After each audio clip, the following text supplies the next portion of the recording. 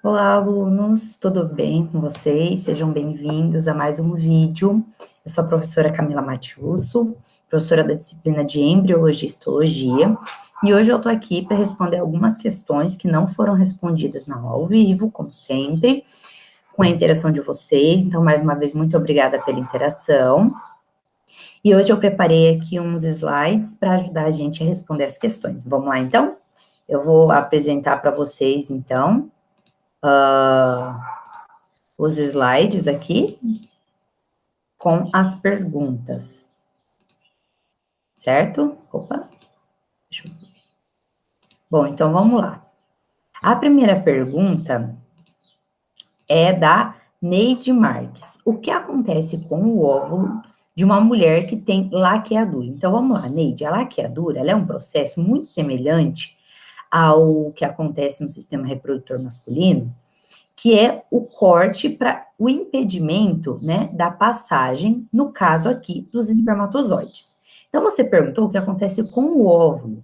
O óvulo, ele sai aqui do ovário, certo? Então, ele é liberado aqui do ovário, ele vem para a cavidade abdominal e as fêmeas capturam esse óvulo para trazer aqui para a tubo uterino.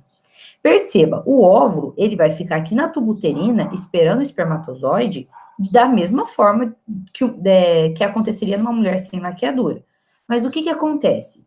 Essa barreira aqui física, né, que foi ou o corte ou a amarração, né, vai depender muito da laqueadura que essa mulher fez, o que vai impedir é que o espermatozoide que está entrando por aqui, ó, pelo canal vaginal, consiga ultrapassar essa barreira física e chegar até o óvulo que está aqui, ó, o ovócito secundário, que está aqui na ampola da tuba uterina esperando esse espermatozoide. Então, com o óvulo ou ovócito secundário, não acontece nada. Ele fica exatamente aonde ele ficaria em uma mulher sem laqueadura.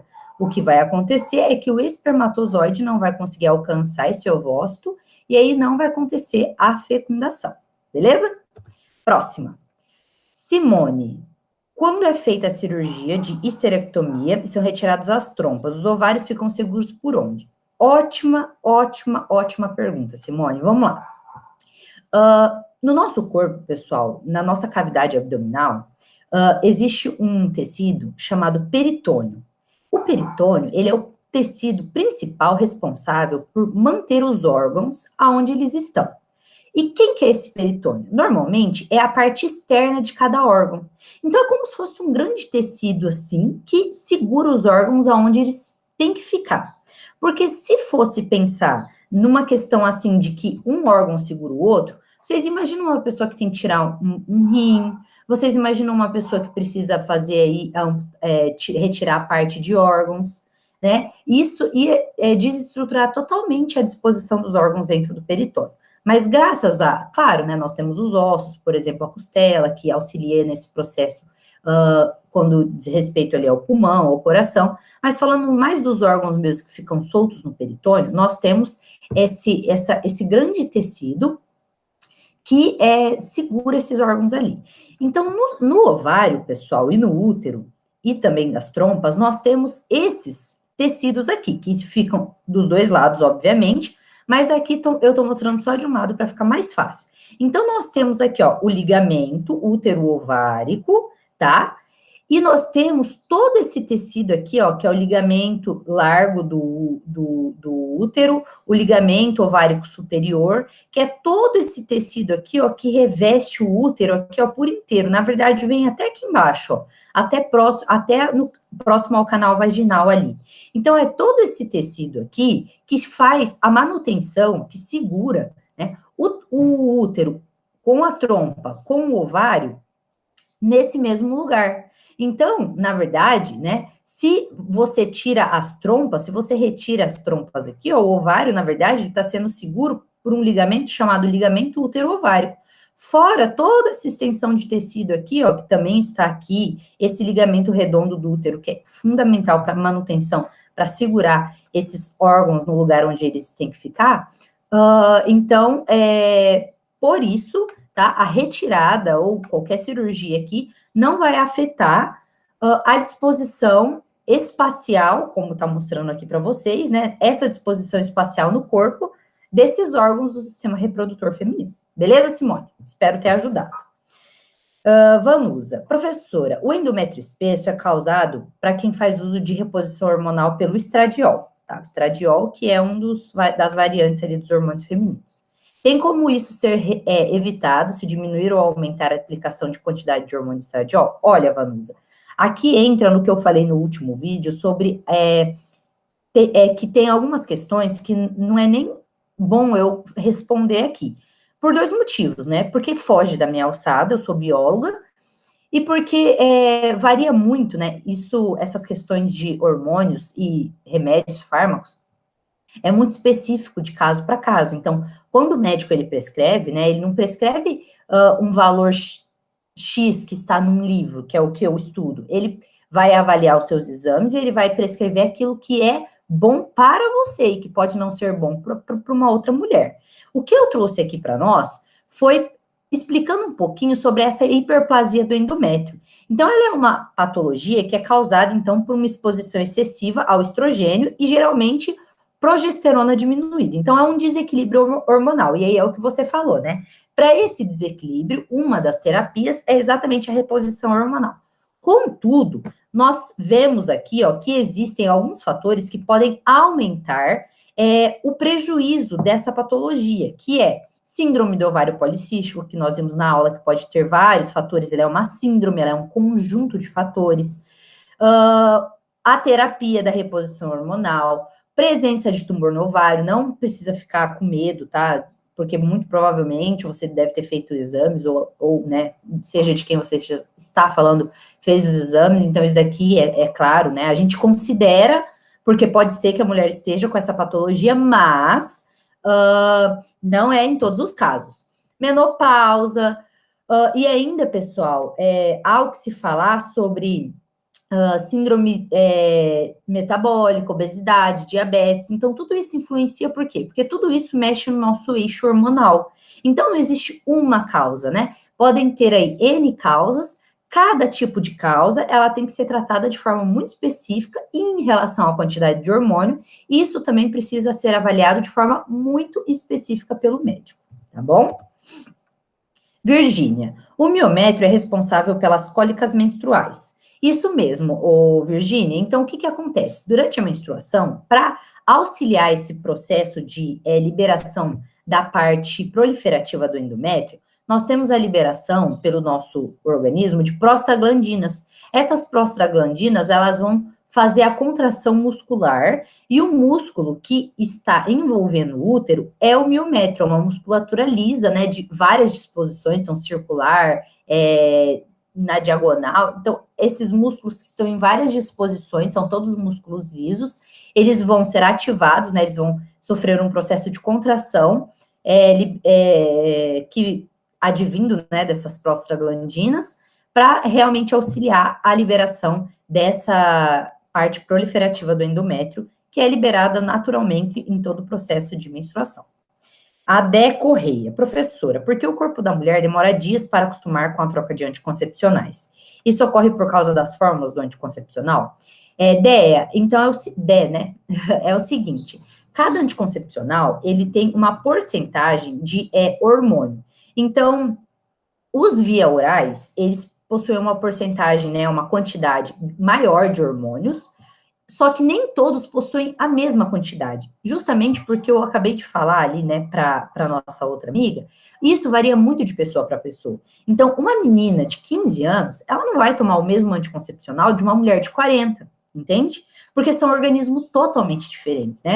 A menina de 15 anos, ela responde de uma forma muito maior ao anticoncepcional, o hormônio, então eu preciso de uma dosagem menor. Então, as dosagens de progesterona e estrógeno variam muito. E tem anticoncepcionais que só tem progesterona ou que só tem estrógeno. Então, assim, varia muito do porquê que aquela pessoa está tomando anticoncepcional, do organismo dessa pessoa, da fisiologia dessa pessoa, e aí o médico, com os exames, ele vai avaliar qual é melhor.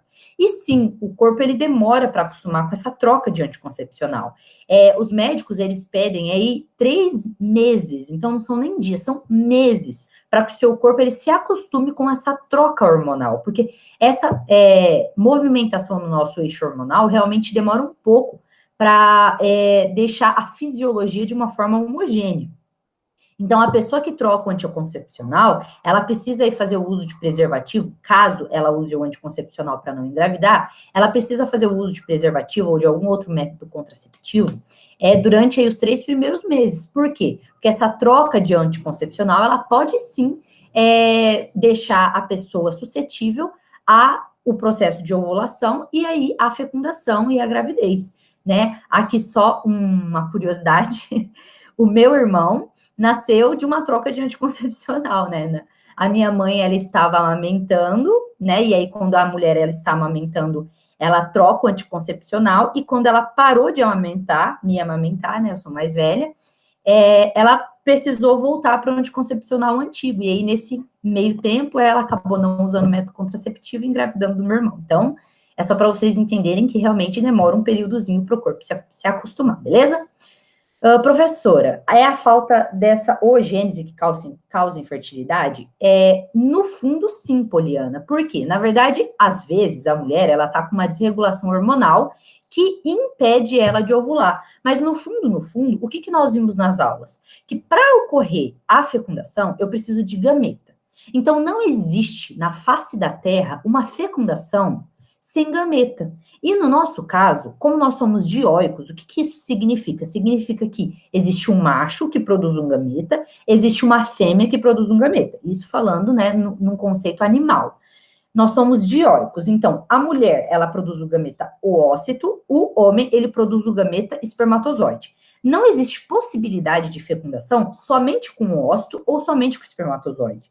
Então, a infertilidade, quando ela vem da mulher, ela tem causas diversas, mas que levam à não liberação do ócito secundário. Ou porque esse ócito não está maturado lá dentro do ovário, ou porque esse ócito é liberado e não consegue ser captado ali pelas fímbrias para entrar na tuba uterina. Então, existe N motivos que pode estar relacionado a hormônios, pode estar relacionado a outros hormônios de metabolismo, insulina, e N fatores, na verdade, mas que no fundo, né, o que você perguntou é se a mulher, ela não engravida, né, a infertilidade da mulher está relacionado à não liberação do oócito. Sim, é a não liberação do oócito. A oogênese, que é o processo de formação do gameta, às vezes acontece, tá? Então, às vezes a mulher, ela produz o gameta, ela não consegue liberar ele, e esse gameta, ele não consegue chegar lá na tuba uterina, beleza? Então, pode ter aí, essa infertilidade, ela pode estar relacionada a vários pontos, tá bom?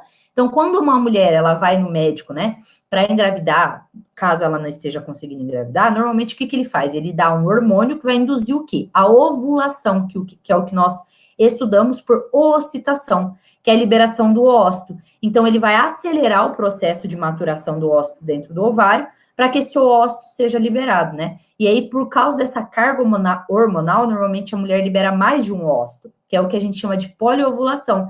Por isso que, normalmente, mulheres que usam hormônios para engravidar, acontece dela engravidar de gêmeos, trigêmeos, quadrigêmeos, porque ela tem uma poliocitação e todos esses ócitos sendo fecundados, ela tem aí uma gravidez múltipla, né? Érica. Érica Patrícia. Então, isso significa que na meiose 1 os cromossomos N têm valor... Não. Olha aqui, vamos entender aqui. Eu trouxe até uma imagem aqui. Ó, meiose e mitose. Ambos começam com 2 N's. Então, eu tenho aqui, ó, 2N e eu tenho aqui 2N, certo? Beleza. A mitose, o que vai acontecer? Eu vou duplicar os... Ó, percebam que aqui, ó, eu vou até aumentar para que você consiga enxergar. Aqui, ó, eu tenho os cromossomos sem ser duplicados. Percebam, um vermelhinho escuro, um vermelhinho claro, um azul escuro. Aqui, eles duplicaram. Olha o que aconteceu. A mesma coisa aqui, ó. Então, nessa primeira parte, o que nós temos é uma duplicação dos cromossomos. Então, ele não vira nada diferente. Então, de 2N, eu continuo 2N, só que eles estão duplicados. O que acontece aqui, então? Aqui desse lado é a mitose. Eu só vou dividir, ó, tá vendo? Dividir em 2 células filhas e eu tenho 2 células idênticas. Aqui não, ó. Aqui eu vou primeiro dividir, ó, em números. Então, eu trouxe um azul escuro, um vermelho escuro, um azul claro, um vermelho claro. E aí, ó, eu tive a divisão de 2Ns para N, mas perceba, eu tinha 46 e aqui eu tenho 23 e 23, certo? Só que aqui eu tenho 23 pares. E aí eu vou pegar esses pares e dividir, ó, tá vendo? Que aqui eu tenho 2 vermelhos escuros, 2 azul escuro, 2 vermelho claro, 2 azuis claros. O que vai acontecer? Eu vou dividir esses dois aqui, ó, 1 e 1, 1 e 1. Mesma coisa para o azul, ó. Aqui tinha 2, aqui eu fica 1 e 1, 1 e 1. Então, eu tenho aqui 46 cromossomos. Então, o que eu vou ter aqui, né? Eu vou ter 46 aqui. Aqui eu continuo com 46. Aqui eu tenho 46, 46, e aqui eu tenho 23. Então, o espermatozoide e o ócito, eles possuem 23 cromossomos, certo? Eu espero que tenha dado para entender, beleza? Por que a endometriose e a síndrome do ovário policístico atrapalham a fecundação e a gravidez? Então, eu falei bastante disso no decorrer desse vídeo, mas o que acontece? A endometriose, e principalmente a síndrome do ovário policístico, ela altera um eixo hormonal, né? E nós vimos que para a liberação, para gametogênese acontecer, tanto no homem quanto na mulher, e aqui no caso nós estamos falando da mulher especificamente, eu preciso de estímulos hormonais. Então, a endometriose, ela vai fazer um processo inflamatório, e esse processo inflamatório vai liberar citocinas pré e pró-inflamatórias que vão influenciar nesse eixo hormonal. E a síndrome do ovário policístico, por outro fator, não relacionado ao processo inflamatório, mas porque desregula um eixo que está relacionado aí com o aumento da testosterona, diminuição do LH, aumento do LH, diminuição do FSH. Então, desregulando esse eixo hormonal, aí volta no que a outra amiga fez a pergunta, né? A ocitação não acontece. Então, o que pode acontecer com a endometriose ou da ocitação não acontecer por uma desregulação no eixo hormonal, ou essa ocitação acontecer, o óvulo fecundar, mas ele não conseguir se fixar lá no útero por causa dessa endometriose.